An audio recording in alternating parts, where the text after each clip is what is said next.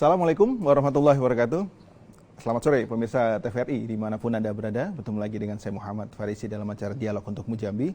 Senin 1 Juni 2020 dan bertepatan dengan hari lahirnya Pancasila. Untuk itu tema kita pada sore hari ini adalah Pancasila dalam tindakan melalui gotong royong menuju Indonesia Maju.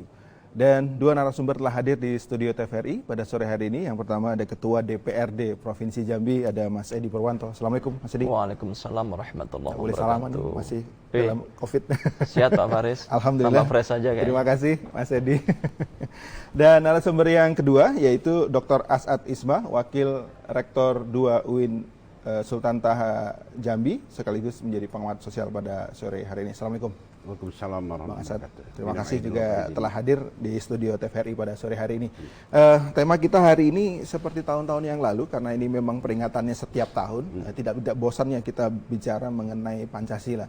Tapi tentunya perkembangan zaman juga membuat makna dari Pancasila ini terus berkembang, disesuaikan dengan kondisi pada tahun 2020 ini yang dalam kondisi COVID. Saya ke Mas Edi terlebih dahulu. Mas Edi, hakikat, kalau kita bicara makna yang hakiki dari lahirnya Pancasila pada 1 Juni kemarin yang kemudian harus diimplementasikan pada hari ini, yang sepertinya susah mengimplementasikannya. Apa sih sebenarnya hakikat dari Pancasila itu sendiri, Mas Edi? Ya, begini. Jadi kalau bicara Pancasila, maka kita tidak bisa lepas dari proses pembahasan, perumusan dan pembentukan itu sendiri. Ya. Nah, banyak juga yang diantara kita belum memahami kedudukan secara hukum dan hakikat daripada Pancasila itu sendiri. Sehingga masih ada isu-isu yang dikembangkan, ada upaya-upaya untuk memperkecil kesaktian daripada Pancasila itu sendiri. Misalnya ada isu ideologi itu, ideologi ini, seperti itu. Ya. Nah, ada juga masih yang berdebat tentang lahirnya Pancasila. Ya. Menurut saya kita sudah selesai bagaimana Bung Karno pertama kali menggali Pancasila dan berpidato di sidang PPUPK. Kemudian Pancasila 22 Juni juga sama, ketuanya Bung Karno juga, ada tim 9 namanya. Kemudian yang kita sebut dengan Piagam Jakarta. Ya. Penyempurnaannya di 18 Agustus 1945 di PPK itu, Panitia Persiapan Kemerdekaan Indonesia. Jadi artinya ini udah selesai. Kita tidak bicara lagi itu. Walaupun rumusannya namanya pembahasan, perumusan dan pembentukan, ini kan satu kesatuan yang nggak bisa dipisahkan.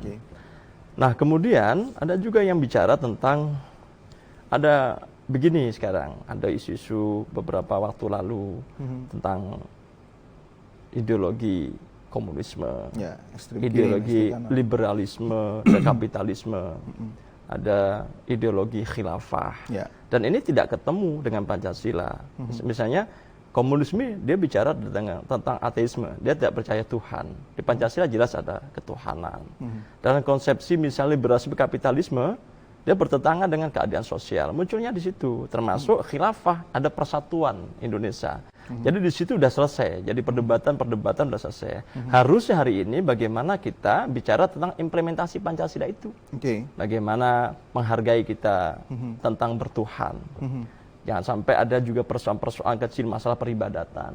Orang beribadah dilarang, orang beribadah dipersoalkan, ada melakukan diskriminasi orang berkeyakinan. Menurut saya ini harus ada jalan Mas Edi, harusnya kan itu. Harusnya mulai dari dulu sih, kita sudah harus tatarannya mengimplementasikan, bukan lagi membahas. Tapi faktanya hari ini isu terus muncul dan belum selesai ternyata. Apa yang kemudian harus dilakukan? Kemarin ada muncul lembaga baru, BPIP misalnya. Tapi juga saya belum terlalu melihat bagaimana perannya sampai ke tingkat bawah. Apa yang harus dilakukan? Pendidikan di sekolah juga sudah ada gitu loh. Apa keteladanan mungkin dari pemimpin-pemimpin kita atau bagaimana, Pak Sedi? Ya, sekarang memang negara sudah membentuk Badan Pembinaan Ideologi Pancasila, BPIP. Intinya sebenarnya antara tekstual dan kontekstual harus disampaikan. Antara teori dan pelaksanaan harus sejalan dengan seiring. Bagaimana misalnya negara ini ada terjadi silang pendapat, misalnya ada wilayah-wilayah tertentu, misalnya ada otonomi khusus, Papua, misalnya Aceh, gitu kan. Kenapa muncul itu? Karena konsep keadilan. Selama ini merasa mereka tidak mendapat keadilan sosial.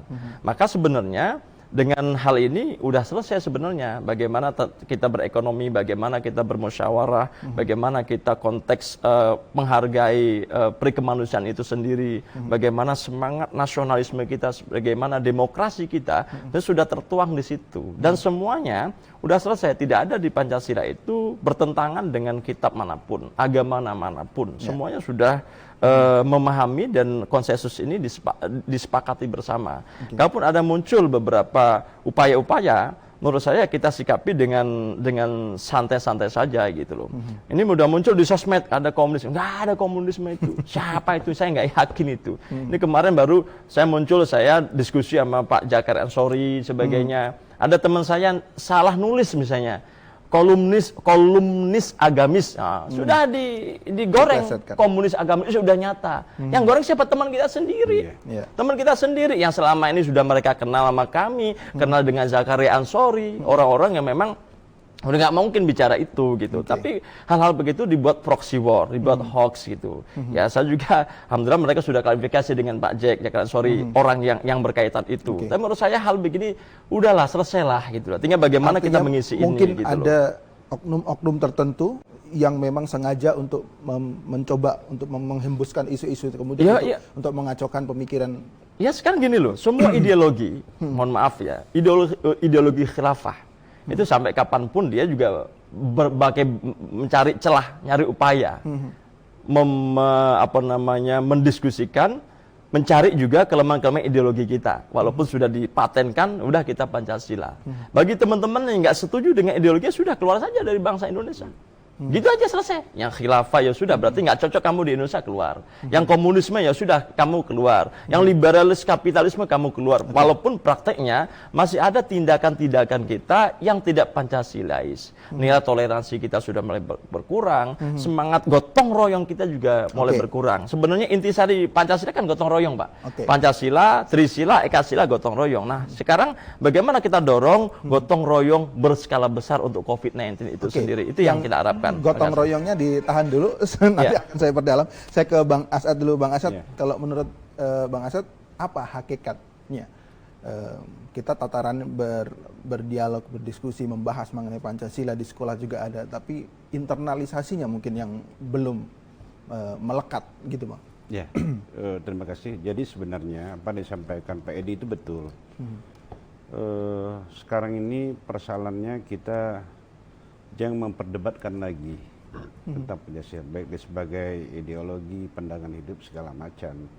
Kita belajar sejarah dunia, mungkin dibilang satu-satunya kalau tidak salah satu, ideologi pengikat di tengah pluralisme, heterogenitas, itu Pancasila, dan diakui oleh dunia kan.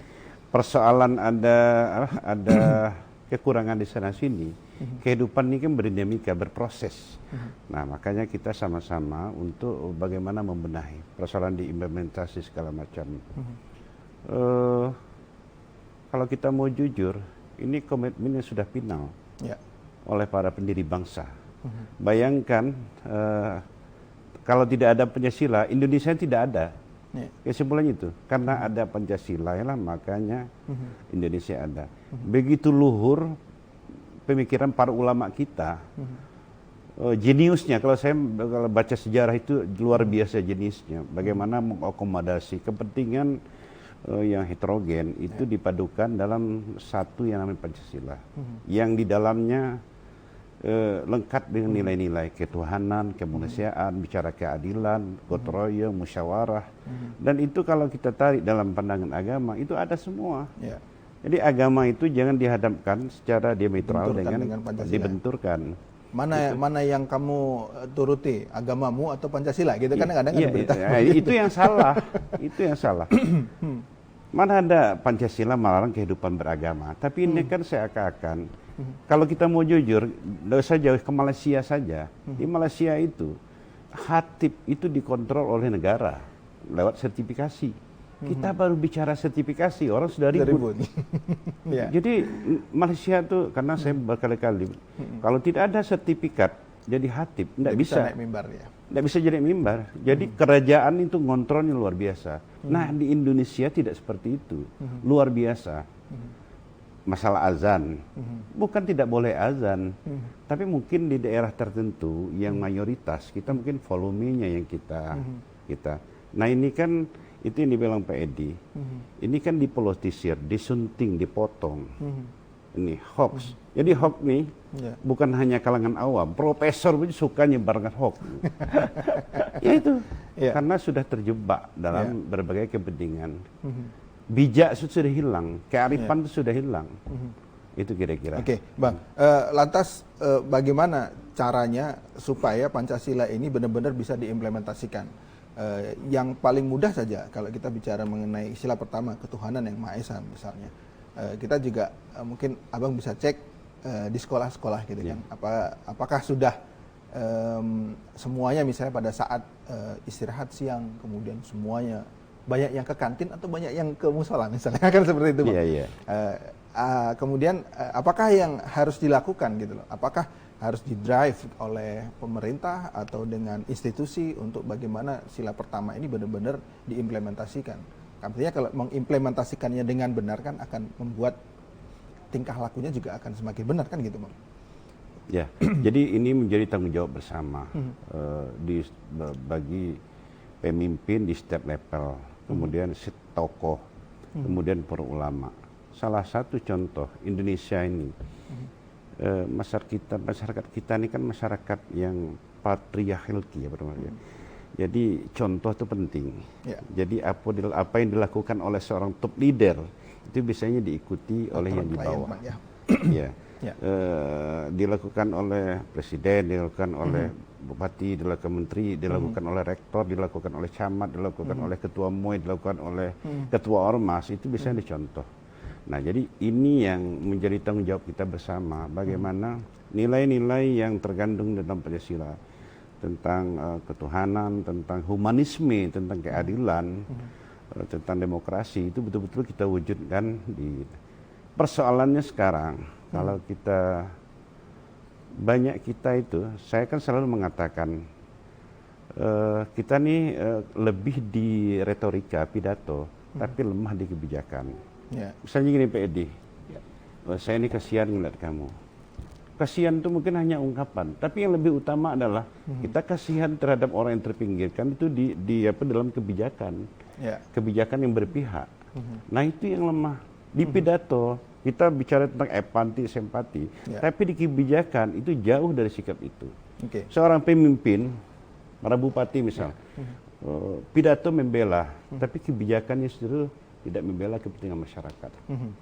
Nah, konsistensi itu yang hilang antara retorika yang masuk dalam kebijakan. Artinya keteladanan dari pemimpin kuncinya di situ. Yang kemudian mengimplementasikan dalam kebijakan itu yang penting untuk menginternasionalisasi nilai Pancasila. Saya kembali lagi ke Mas Edi. Mas Edi, kalau diperas dari 5 sila menjadi trisila, kemudian menjadi ekasila adalah gotong royong. Masihkah ada gotong royong di Indonesia, Mas Edi? Tapi nanti menjawabnya. Kita harus jeda dulu, Bung.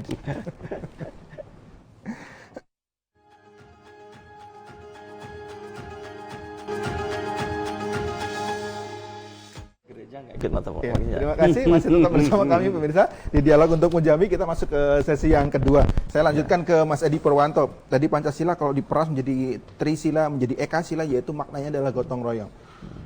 Masih ada Mas Edi gotong royong di Indonesia?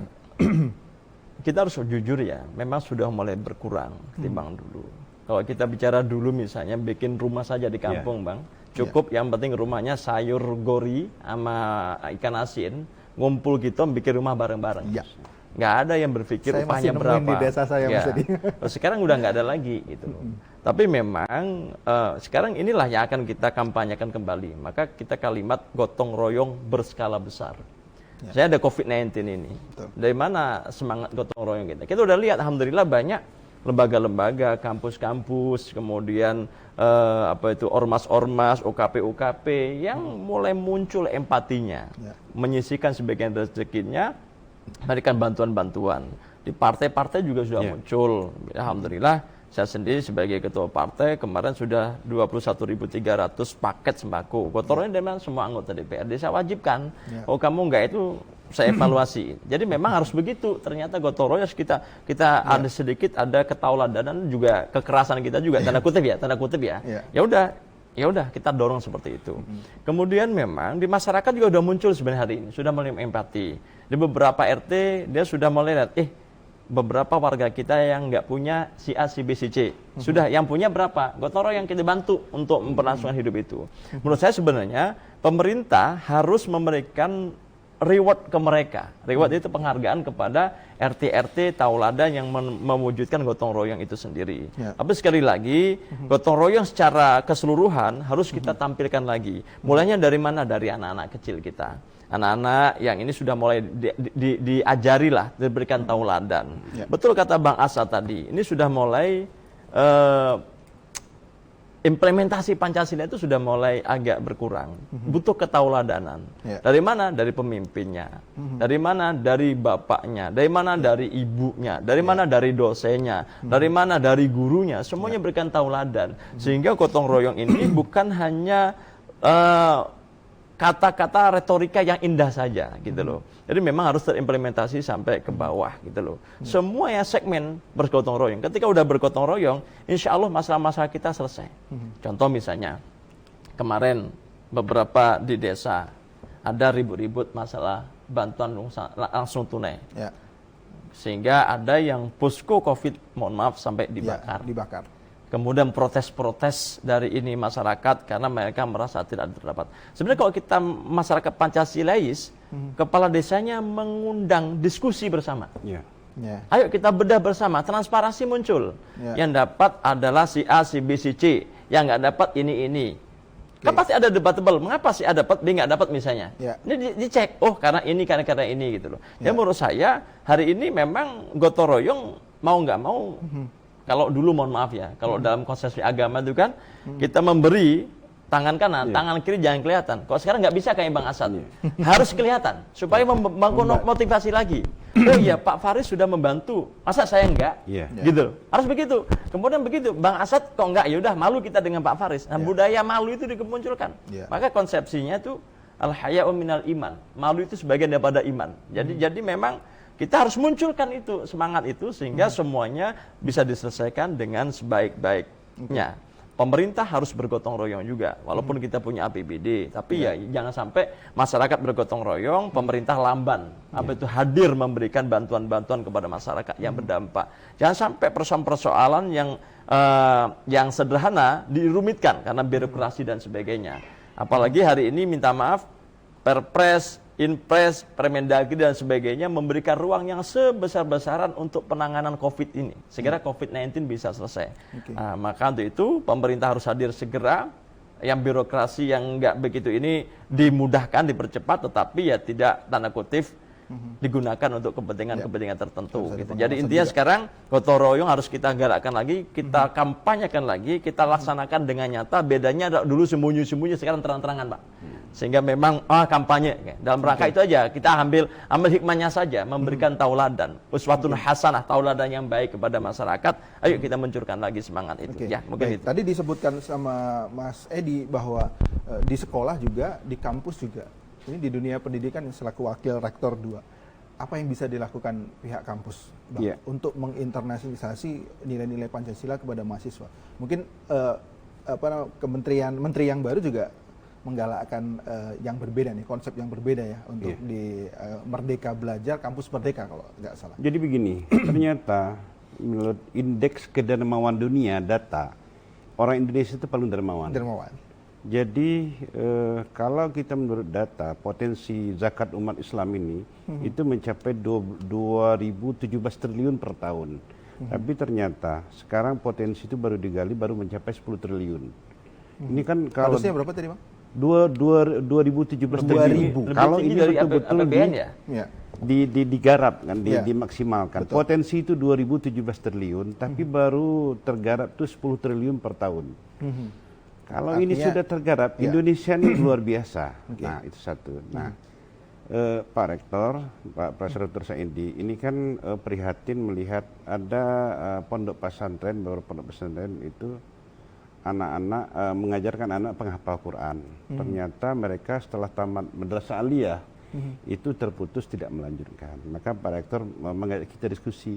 Maka muncul LSAT, Lembaga Sosial Transparan, yang bergerak di bidang memberi beasiswa kepada anak-anak penghafal Quran untuk kuliah dengan skema orang tua asuh. Maka kami para petinggi itu diwajibkan minimal mengangkat anak asuh 1 orang. Jadi 1 orang. Dan di internal kita sudah terangkat 52 untuk beasiswa. Alhamdulillah berapa kali Pak Edi juga sempat datang kita launching itu lewat handphone. Kemudian terakhir kebetulan halal bihalal di rumah saya. Sekarang itu ada orang yang mendaftarkan. Itu yang kata dia itu memberi inspirasi, memberi motivasi.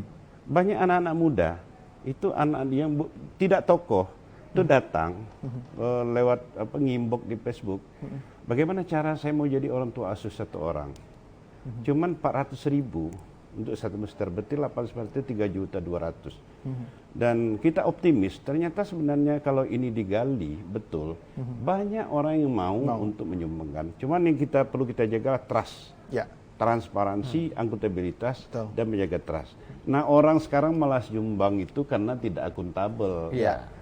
Trust, ini duit ini mau digunakan apa? Nah, maka kita, insya Allah ini kita betul-betul membangun ini akuntabel supaya publik tahu. Sampai tadi jam 2, kebetulan yang Direktur Traspan itu Fahmi SY, dengan jaringannya, insya Allah mudah-mudahan ini tadi sudah lewat dari 100 orang tua asuh yang tamat hatam Quran ini bisa diangkat. Nah, ini itu salah satu. Kita walaupun kecil, kita mulai, tapi dorongan dari tokoh sebagai Edi, Ketua DPRD, itu kan bisa menginspirasi, mengajak orang. Nah, ini yang kita lakukan. Betul, Bang. Pertanyaan saya tadi lebih ke, ya belum dijawab mungkin sama Abang, terkait dengan bagaimana model mengimplementasikan. Kan ada mata kuliah seperti Pancasila juga ada itu mata kuliah dasar ya. Di UIN juga ada ya itu Bang ya. Kewarganegaraan seperti itu. Atau bagaimana cara mengimplementasikannya di dunia pendidikan? Kalau tadi di rumah diberikan contoh oleh orang tua tentunya. Kemudian di lingkungan masyarakat kita banyak melihat tokoh masyarakat, pemerintahan dan lain sebagainya seperti itu. Nah, di sekolah juga ada peran dari guru dan dosen-dosen di pihak kampus. Ya kunci di situ saya bilang. Model kita sebagai dosen menjadi model. Menjadi contoh, menjadi uswatun hasanah bagi para mahasiswa. Mendidik Bang ya? Mendidik, mengedukasi. Bagaimana kita, misalnya, salah satu diajarkan tentang kedisiplinan, itu kan nilai Pancasila. Sementara jadwal kuliah jam 8, tapi datang jam 9. Itu kan koruptif waktu namanya kan. Nah, itu salah satu contoh. Kemudian keadilan dalam memberi nilai. Itu penting, keadilan. Ini kan timbul ketidakpuasan. Ada anak yang memang punya kemampuan, tapi kemampuan dia, kepintaran dia, kecerdasan dia tidak terwadahi lewat nilai yang diberikan oleh dosen. Itu sederhana.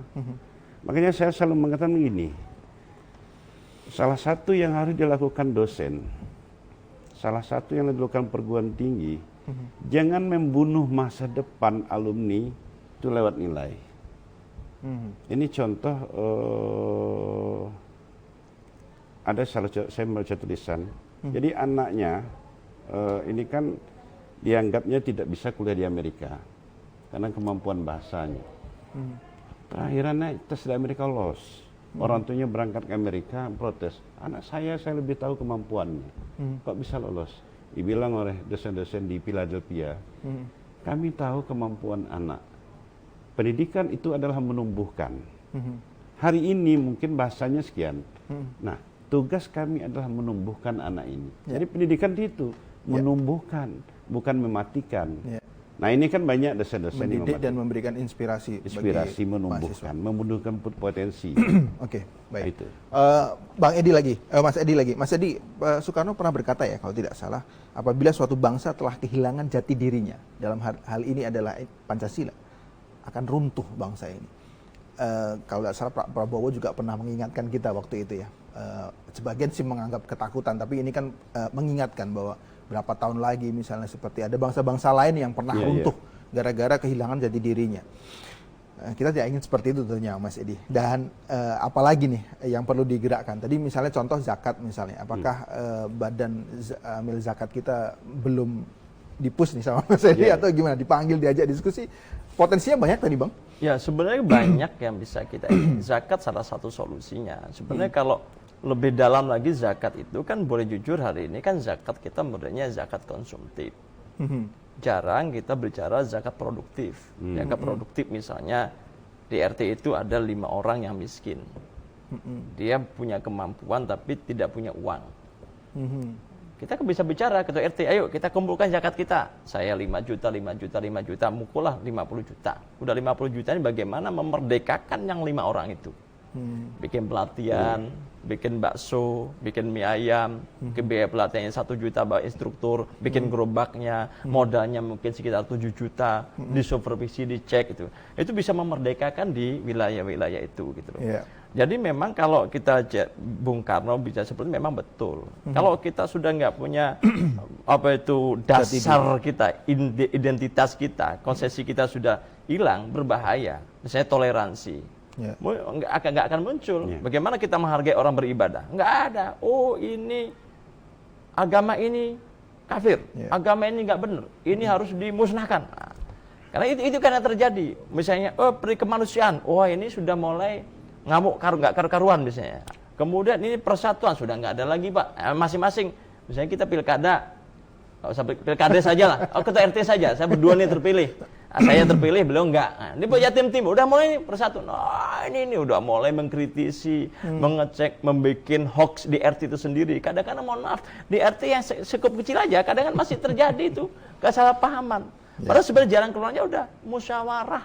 Dan Pancasila musyawarah, agama juga begitu kayak Islam wa amrum syura bainahum. Jadi memang kita supaya bermusyawarah gitu. Ya keadilan sosial. Jadi artinya kalau ini sudah nggak ada ya pasti runtuh, Pak. Nggak ada jalan keluarnya. Dengan inilah sebab perekatnya. Oh ya, ini solusinya ini solusinya ini. Semuanya saya pikir harus menjadi konsepsi bersama. Bukan hanya tadi zakat. Saya contoh kecil. Saya kemarin kan kita COVID-19 kan ibadah masing-masing di rumah. Saya jadi khotib, anak saya lah jamaah saya. Anak saya kecil tuh, 7 tahun, 5 tahun namanya. Sudah Idul Fitri kemarin. Ya kan memang salah satunya ada khotib. Ya, saya khotbah. Saya alladzina yunfikuna fis sarai wad dharra. Menafkahkan hartanya baik di kala lapang maupun sempit, gitu loh. Jadi nak, kalau ada orang nggak punya, orang tua-tua, kita bantu. Misalnya di Akbang punya uang nih, misalnya 500.000 dibagi. Saya siangnya langsunglah berkunjung sama orang tua saya. Dia punya uang 500.000, dibagi. Karena orang tua saya kan udah tua, neneknya kan kasihan Pak, sudah rambutnya udah putih, dikasih Pak. Ini dikasih, tinggal 200.000 punya di Akbang, tinggal 4 yang udah begitu. Artinya sebenarnya bisa, kalau kita tanamkan dari kecil bisa gitu loh. Ini yang harus kita contoh gitu, dan kita harus memberikan contoh tauladan tadi gitu loh. Menurut saya ketika kita kembali ke ideologi dasar kita, nggak ada pertentangan kok. Agama manapun tidak ada pertentangan dengan Pancasila. Udah jelas bagaimana kelompok Islam, agama dan kelompok kebangsaan kan ketemu, merumuskan sama-sama. Ini berdarah membuat ideologi, dan ideologi Pancasila itu menjadi ideologi yang diperdebatkan di negara-negara lain. Misalnya, mohon maaf, di Tiongkok dengan komunismenya. Tapi banyak kelemahan-kelemahan juga. Kemudian di beberapa yang khilafah banyak kelemahan-kelemahan. Yang liberal, kapitalis banyak kelemahan. Nah, Pancasila itu jalan tengah, Pak. Ada semua masuk ini. Mana yang nggak sempurna disempurnakan. Mana yang udah baik dilebih baikkan saja. Sehingga memang ideologi ini luar biasa. Jadi artinya hari ini jangan sampai kita kehilangan identitas kita. Kalau jati diri kita hilang, ya sudah. Porak-poranda. Nggak ada yang ngatur, Pak. Aturannya nggak ada. Rambu-rambunya nggak ada. Sama kita sebagai Islam, ada Al-Quran dan hadis. Petunjuk bagi kita. Yang pedoman bagi kita. Yang bagi Kristiani, Injilnya, Bibelnya. Kan udah jelas. Tak ada kitab manapun yang membolehkan pertumpahan darah. Gitu loh. Yang jadi masalah, kita memahami sepotong-potong ayat. Ya ada, memahami. Misalnya, tentang ayat agama tertentu. Gitu. Ini dipotongin separuh, Pak. Membunuh boleh. Padahal ada asbabun nuzul ayat, ada asbabul wurudnya ayat. Mengapa muncul ini gitu? Sehingga tidak bisa memahami hanya satu sisi saja. Nah, yang satu sisi lah ada motif-motif tertentu. Motifnya mungkin ideologi tertentu yang ingin merusak negara bangsa kita. Gitu. Poinnya adalah harus memberikan tauladan dan mulai dari keluarga. Iya, dari terkait keluarga. Dengan istilah tadi gotong royong. Baik. Kita jeda dulu pemirsa, masih ada 2 segmen lagi, jangan kemana-mana, tetapi Dialog Untuk Mujambi. Baik, kita masuk ke segmen yang ketiga pemirsa di Dialog Untuk Mujambi, dan di segmen ini kami mengundang Anda untuk berdialog bersama kami di line telepon 0741666385 0741666385. Sambil menunggu telepon dari Anda, saya ke Bang As'ad Isma. Bang As'ad Isma, sampai saat ini musuh terbesar bangsa Indonesia adalah korupsi. Nah, artinya ini terkait juga nih dengan kalau kita benar-benar mengimplementasikan Pancasila, khususnya ketuhanan Maha Esa, artinya tidak mungkin orang akan korupsi. Tapi kepala daerah, beberapa kepala daerah yang menghabiskan anggaran untuk pilkada akhirnya masuk penjara. Nah, menurut Bang Asad sendiri bagaimana nih memberantas korupsi dikaitkan dengan nilai-nilai Pancasila kita? Ya, kita harus objektif. Progres pemberantasan korupsi itu ada perubahan. Kita melihat data, misalnya berapa banyak kepala daerah yang ditangkap masuk tahanan itu banyak. Memang kita akui pemberantasan dari si perilaku itu yang belum, perilaku koruptif ini. Nah, ini memang lewat pendekatan yang betul-betul harus komprehensif, terus lewat edukasi. pendidikan, lewat agama, pendidikan, lewat keluarga. Contoh pendidikan mendidik mewariskan nilai koruptif.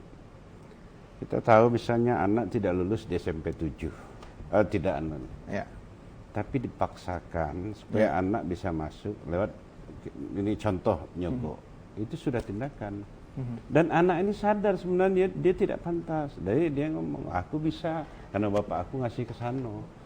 Itu sudah porosan nilai, Pak, memaksakan. Dan itu memberikan teladan yang baik ya, nanti terus menerus. Teladan yang tidak baik bagi anak itu, anak yang tidak pantas masuk di situ karena kemampuannya, tapi dipaksakan oleh pendekatan koruptif tadi, pendekatan KN.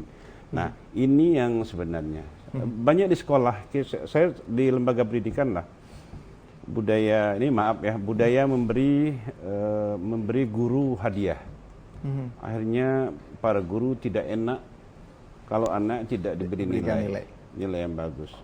Saya mendengar cerita, sebenarnya dia di kelas tidak pintar, cuman ibunya rajin memberi hadiah kepada gurunya, minimal rajin ngirim pulsa. Dan ini saya saksi itu mendengarkan. Jadi orang merasa antar anak-anak melihat kok tidak adil. Saya sudah belajar dan saya merasa di kelas menguasai materi dan dia mencontoh saya kok nilainya jadi tinggi. Nah, dari situ. Jadi kalau kita mau jujur, saya ini banyak protes di situ. Lagi-lagi metode pendidikan kita yang harus dirubah. Yang harus dirubah. Ini kan pewarisan nilai koruptif tadi. Jadi anak-anak tertanam dengan tindakan orang tuanya demi anaknya unggul, demi anaknya tampil, demi anaknya diprotek, didorong, tapi melalui pendekatan koruptif. Jadi pembenahannya lewat itu tadi, lewat pewarisan nilai di lembaga pendidikan, kemudian di keluarga segala macam. Kalau ini sudah dimulai, insya Allah negara ini akan lebih mudah melakukan pembenahan di bidang tindakan korupsi.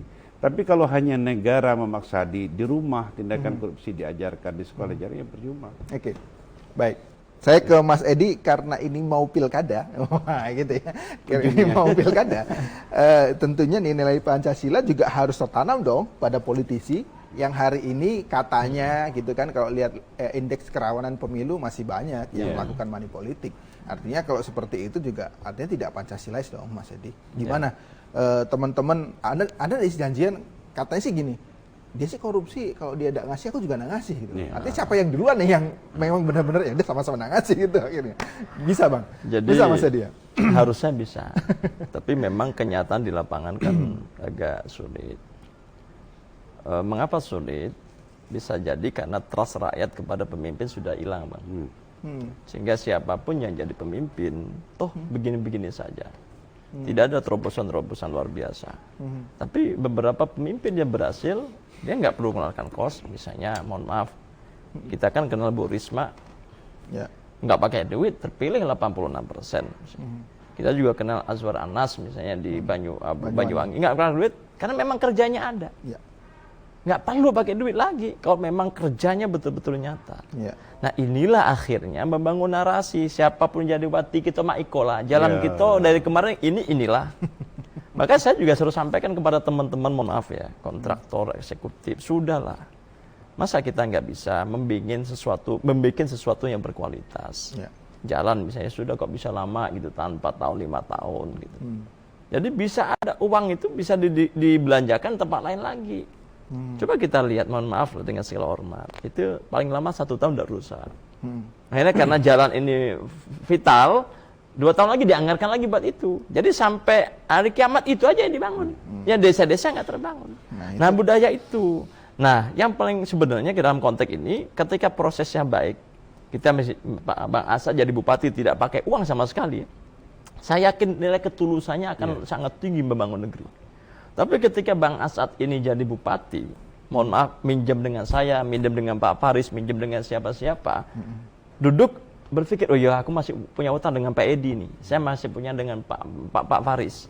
Nah akhirnya yang terjadi adalah komprominya ya sudah, pengerjaan proyek, karena ini mau kita keras gak berani, karena ada pertemanan yang panjang itu. Nah ini harus kita potong gitu loh. Menurut saya, oke lah proses awal kita seperti itu. Harusnya ketika jadi kepala daerah, saya akan jadi kepala daerah yang beneran. Bukan hanya APBD berbasis proyek, tapi APBD yang berbasis pemberdayaan. Coba kita lihat, siapa sih bupati yang konsentrasi betul terhadap pertanian, perkebunan, perikanan, kemudian UMKM? Mohon maaf, anggarannya paling besar. Enggak, semuanya anggaran paling banyak infrastruktur. Saya udah bicara dengan Komisi 2 kemarin. Tolong dicermati, mitra Komisi 2 suruh membuat anggaran untuk intervensi kepada masyarakat miskin. Yaitu pertanian, perkebunan, mau replanting, mau apa. Tapi memang kita dorong langsung ke jantungnya. Ini ada peningkatan kualitas pendapatan rakyat. Nah harus negara harus hadir ke situ. Tapi kalau semuanya APBD berbasis proyek, siapapun jadi kepala daerahnya bisa, bos. Ya toh, ini yang kita dorong gitu. Saya berharap ada itu yang betul-betul dipikirkan sehingga sense of responsibility-nya, sense of crisis-nya itu betul muncul. Aku jadi kepala daerah menjadi bagaimana orang yang nggak bisa makan jadi makan. Orang yang biasanya makan telur bagaimana bisa makan ayam, gitu loh. Orang yang bisa sekolah nggak bisa sekolah bagaimana bisa sekolah. Dan sebenarnya tadi menarik juga Bang Asad. Harusnya bagi orang-orang yang kaya nggak usah masuk yang negeri, masuk swasta dong. Kan memang bayar. Mohon maaf ya, kadang-kadang dengan objektif jauh lebih bagus swasta, gitu. Apalagi yang punya boarding school itu, dia punya mekanisme sendiri, cara sendiri, gitu loh. Nah, mengapa harus paksain nyogok ke itu? Saya minta maaf ya. Ini kejadian anak saya sendiri. Anak saya sekarang itu di Citra Raya Al-Azhar Citranya. Karena ibunya kasihan, terlalu jauh gitu kan. Coba dimasuk salah satu sekolah negeri. 2 hari Bang nggak sanggup deh Bang. Alah aja. Karena ternyata di sana akhlaknya dijaga dengan baik. Ininya dijaga dengan hafalannya udah. Saya terkejut. Baru kelas 1 SD jadi imam sudah amayata sa'alun bacanya. Kita aja kadang-kadang nggak hafal itu kan. Ini bahasa Inggrisnya. Bukan nggak hafal, sudah lupa. Ya udah lupa. Dulu hafal. Ya, saya juga terkejut ketika misalnya ada sekarang kan belajar pakai Zoom. Bahasa Inggrisnya Mas baik ya. kok dia pintar bahasa Inggris? Nah, selama ini kita nggak tahu anak saya pintar bahasa Inggris. Hal begitu sebenarnya, mengapa tidak bagi kita yang dikasih Allah rezeki agak banyak? Sudahlah, yang negeri bagi kawan-kawan yang mustadafin tadi. Nah, tapi sebenarnya dengan Yonasi sekarang udah cukup, Pak. Yonasi kan udah jelas, ya pokoknya walaupun SMA 3, ya sudah di sana. RSBI dulu nggak ada lagi RSBI, karena apa? Memang nggak adil. Orang-orang pintar masuk situ, komputer disediakan, AC dan sebagainya. Sebenarnya sekolah lain nggak ada komputer, nggak ada AC. Jadi hanya pintar orang-orang tertentu itu saja gitu. Menurut saya hari ini masalah kembali ke kepala daerah, ya harapan kita seperti itu. Memang mohon maaf demokrasi kita kan masih seperti ini, masih transisi lah demokrasi ini, masih belajar cari bentuk gitu loh. Tapi ketika memang kita firm, kita betul-betul berada di tengah-tengah rakyat, harusnya ya. Kalau saya atau Pak Paris jadi kepala daerah, maju kedua nggak usah pakai duit harus jadi. Itu yang berarti memang total. Problem-problem besar rakyat selesaikan. Mohon maaf di Jambi. Peti misalnya. Peti aja kita nggak bisa menyelesaikan. Mengapa nggak bisa menyelesaikan? Karena kita hanya bisa menghajar, tak bisa ngasih solusi. Ada kan solusi, misalnya kita tambang rakyat. Negara hadir di situ. Sehingga lingkungan masih rapi, masih bagus. Nah ini harus jadi. Nah harapan kita, visi kita harus tuntas, Bang. Visi dan misi harus seirama. Antara proses kemudian dengannya dikerjakan sama hasil satu kesatuan. Jangan ada hasil tanpa proses. Itu Machiavellis, Bang. Jadi kan menghalalkan segala cara kan, tapi prosesnya ada, hasilnya baik, itu yang benar gitu loh. Semuanya menurut saya akan kita mulai dari masing-masing kita, Pak. Ya, saya juga sebagai ketua partai berharap betul sama dengan Pak Paris punya calon kepala daerah yang memang punya visi jelas, punya misi jelas, keinginan yang jelas, komitmennya jelas, track recordnya baik, sehingga negara yang bisa dibaiki. Tetapi kadang-kadang ya mohon maaf, yang tadi kata Pak Mani politik dan sebagainya tadi, nah, beliau ini baik luar biasa. Ya mungkin uangnya terlalu banyak sehingga jadi, Bang, gitu kan. Sekarang saya tanya yang pernah menjadi pelaku. Bang As'ad kan juga pernah punya pengalaman itu ya, Bang As'ad ya. Artinya politisi-politisi ini mau pilkada, politisi-politisi kita juga harus menginternalisasi dan mengimplementasikan nilai-nilai Pancasila dong. Sangat. Jadi saya ini pernah menguji teori. Teori dengan cara maju menjadi calon bupati. Saya lakukan lewat edukasi politik ya, pencerdasan. Ternyata yang didapat tuh hanya 42% itu. Udah besar itu. Itu memang tanpa uang. 42%. Kurang 7% untuk menang kan, 51% kan. Tapi memang betul lah kalau kita menggunakan hasil riset UNDP, itu memang demokrasi akan bagus bila pendapatan per kita rata-rata 30 juta satu bulan. Kalau masih 2,5 juta, uang masih diterima. Bukan siapa yang kita pilih, tapi saya mau milih saya dapat apa. Itu persoalan. Jadi susah. Politisi harus mengimplementasikan nilai-nilai Pancasila, susah untuk itu. Ya, atau sekarang, karena kondisinya ekonomi. Sekarang begini, karena salon ini sudah terlalu banyak. Salon politik ini terlalu banyak. Orang yang maaf ngomong yang tidak pernah ke masjid, tapi karena branding politik, bagaimana diceritakan dia orang yang soleh, yang orang yang awam, 1 bulan dia rajin ke masjid, itu sudah dianggap alim. Nah, masyarakat memilih, apalagi pakai gamis segala macam, branding kan. Kemudian dia pelit, tapi rajin nyumbang, akhirnya dia agak dermawan. Nah itu. Baik. Salahnya juga Pak Paris sebagai konsultan politik juga kan. Baik, kita harus sudah dulu, Bang. Jangan kemana-mana, masih ada satu segmen lagi. Kita ada di segmen yang terakhir, pemirsa, di Dialog untuk Mujambi. Dan saya ingin mendapatkan kesimpulan atau apa himbauan yang ingin Bang As'ad sampaikan kepada masyarakat terkait dengan hari lahir Pancasila hari ini, kemudian bagaimana cara memperingatinya. Dengan tema kita tahun ini adalah gotong royong menuju Indonesia maju, Bang As'ad. Ya, dengan peringatan hari Pancasila hari ini, mari kita bersama-sama seluruh elemen bangsa untuk bagaimana mengimplementasikan nilai-nilai Pancasila. Saya itu cuma satu kata kuncinya, berbagi partisipasi, berbagi rezeki. Itu partisipasi dibagi, tapi rezeki juga dibagi. Insya Allah kalau itu dijalankan, tidak ada rakyat yang susah. Apa yang dikatakan Pak Edi, di kampung-kampung, bayangkan untuk hajatan, warga ada yang bawa kelapa, ada yang bawa ayam. Akhirnya dengan gotong royong yang orang ini tidak mampu tapi bisa melaksanakan hajatan. Itu baru satu. Dalam membangun rumah itu berarti bayar gotong royong. Dulu tuh tidak ada yang tidak punya rumah, semua punya rumah. Karena masing-masing warga itu bergotong royong. Yang mampu nyumbang papan, nyumbang papan. Ini nyumbang paku, nyumbang paku. Yang tidak bisa papan, nyumbang ikut bekerja. Maka dulu tidak ada orang tidak punya rumah. Kita mengimplementasikan. Karena nilai gotong royong itu masih jalan. Tapi kita tidak boleh pesimis, harus tetap optimis. Masih banyak kok orang yang punya nilai-nilai kedermawanan, nilai-nilai ingin bersama gotong royong.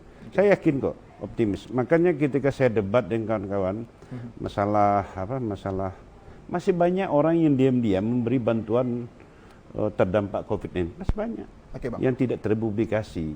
Jadi kita jangan pesimis lah, tetap optimis. Baik, terima kasih. Terakhir, Mas Edi Purwanto, Ketua DPRD Provinsi Jambi, apa yang disampaikan terhadap Hari Lahir Pancasila? Ya, yang pertama kita semua harus menatap Indonesia ke depan dengan semangat optimis. Yang kedua, kita harus mengerjakan sesuai dengan yang kita jabat masing-masing, yang kita punya masing-masing. Misalnya saya sebagai Ketua DPR, ya saya berlaku sebagai Pancasilais. Bang As'ad sebagai Wakil Rektor harus bagaimana mengimplementasikan Pancasila itu. Gubernur harus Pancasilais, Bupati Pancasilais, Camat Pancasilais, Kepala Desa Pancasilais, Kapolda Pancasilais, Kapolres Pancasilais, Kapolsek Pancasilais, Danrem Pancasilais, Dandim Pancasilais, dan Ramil Pancasilais, Babinsa, Babin Kamtipmas Pancasilais, RT Pancasilais, selesai Pak. Maka tidak akan terjadi ribut-ribut masalah bantuan ini. Sebenarnya bantuan udah banyak. Dari pusat itu ada 5 jenis bantuan, ada PKH, ada bantuan pangan non tunai, ada prakerja, ada bantuan sosial tunai, ada bantuan BLT, termasuk provinsi, kabupaten dan kota. Ayo sama-sama. Hari ini gubernur, bupati, wali kota duduk bersama dulu deh. Jangan sampai ini terjadi lagi. Kasihan aparat yang terjadi di bawah konflik-konflik itu. Saya yakin bersama-sama mari kita mulai mengimplementasikan, membumikan Pancasila dalam tindakan diri kita masing-masing untuk menangani COVID-19, yakni gotong royong berskala besar. Terima kasih. Terima kasih sekali lagi Mas Edi Purwanto dan terima kasih Bang At Isma ada hadir di studio TVRI pada sore hari ini. Dan demikian tadi pemirsa dialog kita mengenai memperingati Hari Lahir Pancasila. Saya Muhammad Farisi, saya akhiri. Assalamualaikum warahmatullahi wabarakatuh.